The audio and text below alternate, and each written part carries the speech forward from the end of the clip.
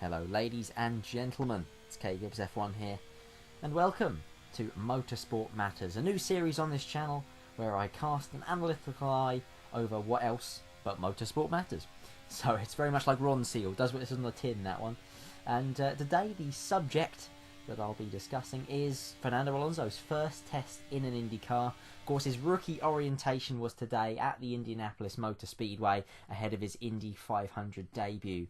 And what a day it's been for motorsport. We've obviously had quite a lot of hype since Alonso's announcement that he was going to be participating in this year's Indy 500. Of course, on the hunt for the Triple Crown, the win at Le Mans, the win at the Indy 500, to go with, of course, his two victories at Monaco, to be the first man since Graham Hill to actually take the Triple Crown title as such. And today's test has got such an incredible global reaction. To give you some stats, 70,000 people, in excess I should say of 70,000 people, were watching the IndyCar live stream on YouTube alone, which is sensational numbers, considering it's similar to the numbers that you'll sometimes see for sort of practice sessions or qualifying sessions on Sky Sports F1, for example. It's really impressive to see, and let's bear in mind as well, this is just a private test ultimately that they've decided to broadcast. This is one man sitting in his IndyCar driving around an oval track for the first time. And what was even more impressive was they were retaining 60,000 viewers when Marco Andretti was initially and going out and doing very few laps indeed, just to get the baseline setup sorted.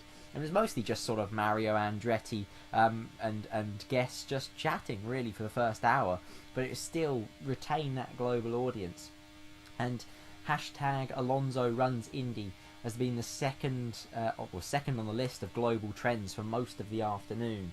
So it really has taken the motorsport world by storm, this one. And it's just as everyone anticipated. Alonso's presence in IndyCar has meant that IndyCar's got a massive amount of exposure. It's also meant that fans of IndyCar have potentially looked at the F1 world for the first time and really taken an interest. And it's Liberty will love it, of course, because it means that their mission to conquer the US and to really draw in US audiences is going to be benefited by this.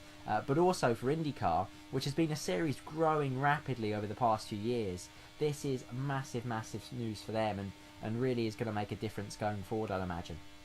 And crucially, Alonso has already shown the credentials that you'd expect him to show, really, being one of the world-class drivers. And he's already trimming it out, as they say, trimming out the car. It's basically their term for setup work.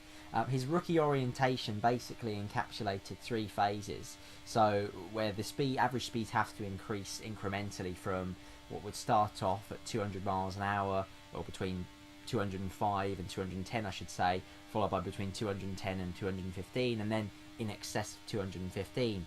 And over the course of 50 laps he was building up that speed really well, finding out the lines that work, which is obviously crucial to working out and really succeeding on an oval. And so he did everything he needed to do to date and has been very solid. He's continuing to lap while I do this commentary, and I've got it up on my second screen at the minute, and he's doing rather well. At the time of commentary, during his trimming out or setup work phase of the afternoon, he's managed 222 miles per hour as an average speed on one run so far.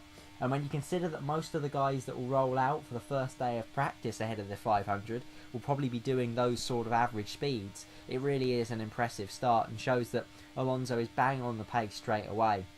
Now, 230 miles per hour is the average speed for pole, like was the average speed for pole last year from James Hinchcliffe in his Chevrolet. So ultimately, you'd imagine those speeds will increase, of course, but like I said, Alonso is bang on the pace you'd expect to see of a driver when they first roll out of the pit lane for practice day.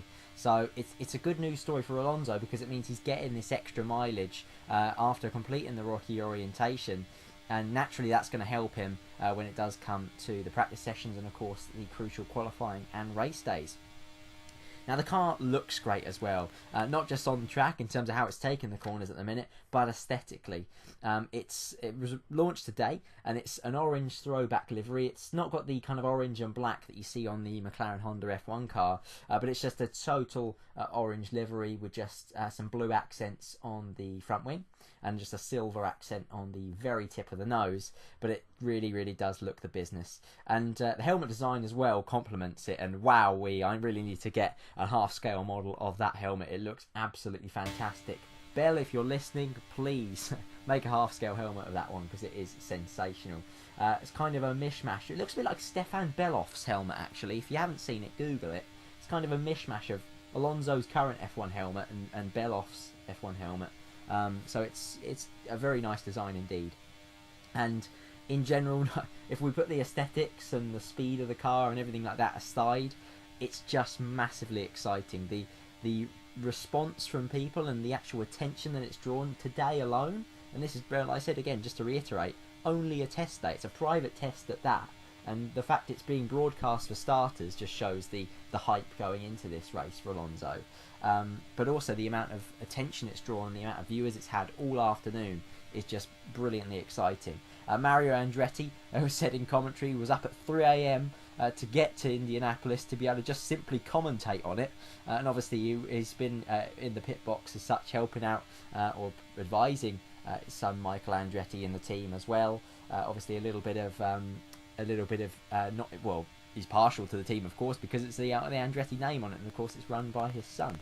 So he's obviously massively excited for it, and someone like that who is excited, it just kind of permeates all through the fan base. And this is precisely what we wanted. As I said, it's a collision of worlds as such, with F1 and IndyCar coming together. We haven't seen it for years, and it's just causing such a big such a good news story for motorsport ultimately. And crucially, this is only the beginning. This is just his rookie orientation, his test day. We've not even got to the middle of the month when practice begins yet. So it's, like I said again, just to reiterate, very, very exciting times indeed, and it's causing such a buzz and such a good news story for motorsport at the end of the day. Please leave your thoughts in the comment section below as to whether you're excited, what you're excited for specifically about Fernando Alonso's IndyCar debut, and ultimately what you think he might do at Indy. Can he win it on debut? It'll be a heck of an effort if he can. And also, if you like, I'd love to hear your thoughts as to what you'd like to see on Motorsport Matters in the future, any topics you'd like me to discuss, and anything like that at all going forward, really. So, if you've enjoyed, please leave a like. I've been K Gibbs F1. This has been Motorsport Matters, and Alonso at Indy. Brilliant, isn't it?